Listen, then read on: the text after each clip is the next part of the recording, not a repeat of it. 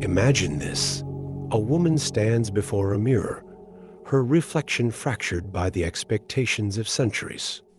She is told to be gentle yet strong, nurturing yet ambitious, desired yet chaste. The world praises her warmth, but punishes her fire. What if this contradiction is not an accident, but a design? Friedrich Nietzsche once declared, "Woman was God's second mistake," a brutal statement, yet beneath its surface lies a deeper provocation. What if society's ideal of femininity is not a liberation, but a cage? What if the virtues imposed upon women are not their salvation, but their chains? You felt this tension, the silent war between who you are and who you're told to be. But what if the truth is far darker? What if the greatest lie ever sold to women is the illusion of their own freedom? The answer will unravel everything. Beneath the surface of polite society lies an unspoken truth. Womanhood has been sculpted not by nature, but by necessity, the necessity of control. Nietzsche saw this clearly. Everything about woman has one solution: pregnancy. A ruthless observation, yet it exposes the raw mechanics of power.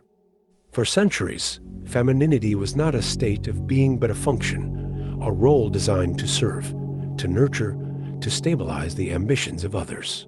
Carl Jung warned of the anima, the idealized feminine archetype that men project onto women, trapping them in a ghostly script written by male desire. Arthur Schopenhauer, even more brutally, claimed that women exist solely for the propagation of the race. These are not mere opinions. They are the echoes of a system that shaped women into mirrors, reflecting back what the world demanded of them. But here's the chilling twist. Many women internalize this script, believing it to be their own voice. The nurturing instinct, the fear of ambition, the craving for approval. Are these truly hers, or were they implanted? The answer lies in the shadows of history, where philosophy and psychology collide. The next revelation will cut even deeper. The greatest trick the system ever played was convincing women their chains were ornaments. Consider this.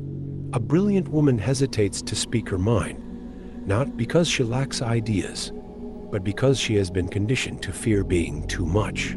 A leader softens her tone to avoid the label of harsh, while a man's assertiveness is celebrated as strength.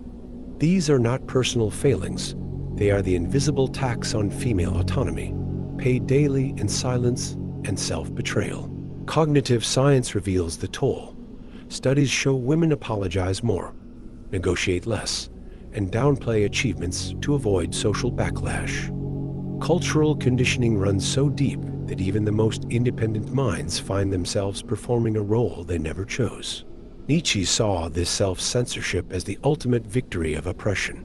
She obeys not because she must, but because she wants to. But the most devastating consequence: the erosion of the authentic self. When a woman's worth is tied to her utility as a lover, a mother, a muse, her individuality becomes a ghost, haunting the edges of her own life. The real question is, who would she be if the world had never told her who to be? The answer lies in rebellion. Rebellion begins with a single blasphemous thought.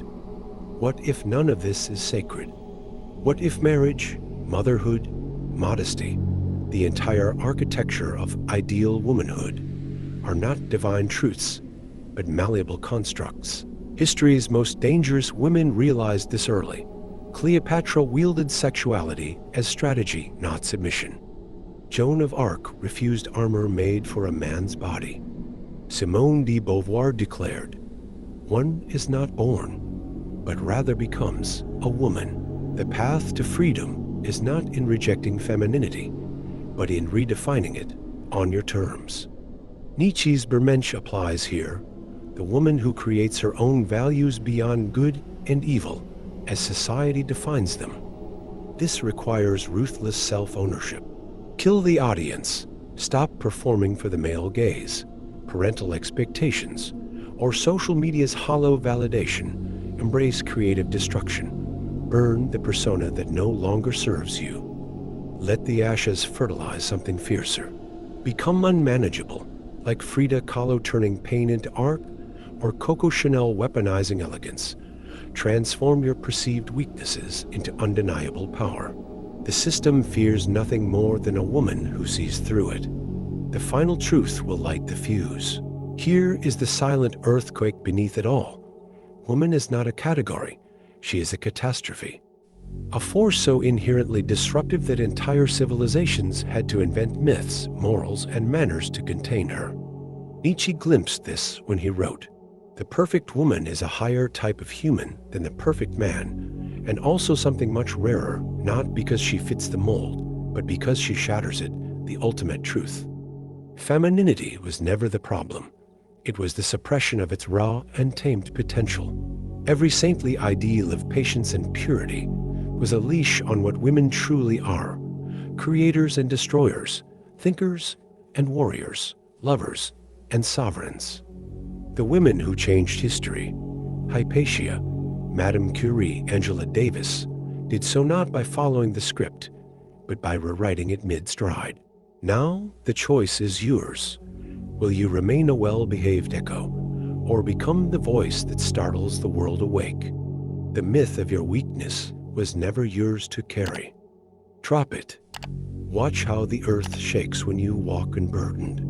This is not inspiration, it is a reckoning. What will you do with your fury?